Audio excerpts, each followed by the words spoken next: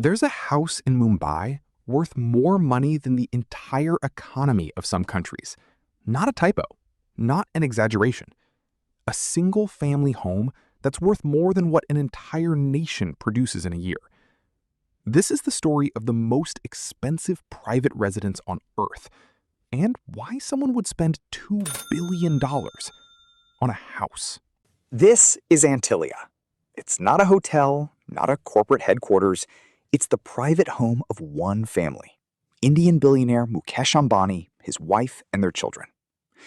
The building rises 570 feet into the Mumbai skyline. That's roughly the height of a 60-story skyscraper, spread across 400,000 square feet. For comparison, that's more floor space than some entire apartment buildings that house hundreds of families. So what actually justifies a $2 billion price tag? Start with the basics. 6 of the 27 floors are dedicated entirely to parking for 168 cars. Not a typo. A single family has a garage the size of a shopping mall, currently holding a collection that includes Maybachs and Aston Martins. Then there's the amenities most hotels would kill for. A 50-seat private movie theater, multiple swimming pools, a full spa and salon, A dedicated temple for religious ceremonies.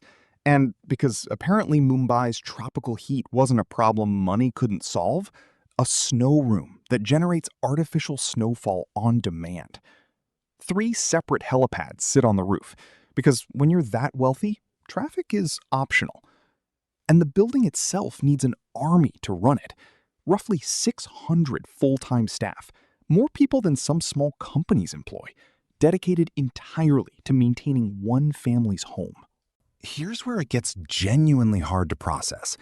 Antilia's estimated value, around $2 billion, is more than the entire annual GDP of countries like Tuvalu, Kiribati, or the Marshall Islands.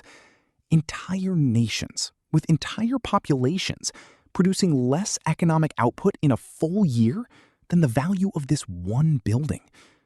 Put another way, you could take the combined economic output of a small island nation for an entire year, and it still wouldn't buy you this house. That's not a home. That's a private vertical city, built for 4 people. Construction began in 2006 and took 4 years.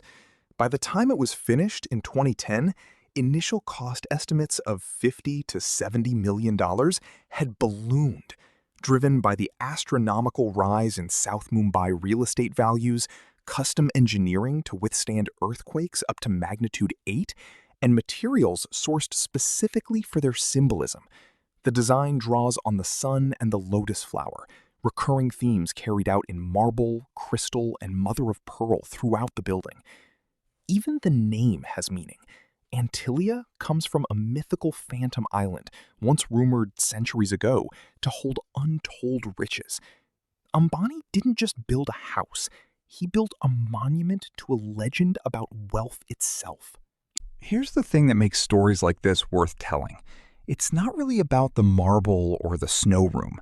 It's about what happens when wealth reaches a scale most of us literally cannot picture. Most people's brains can process the difference between renting an apartment and owning a house. Very few can meaningfully process the difference between a $500,000 home and a $2 billion one. Because past a certain point, the numbers stop describing a nicer place to live and start describing something closer to owning infrastructure. A private helipad isn't a luxury feature. It's the kind of thing airports have.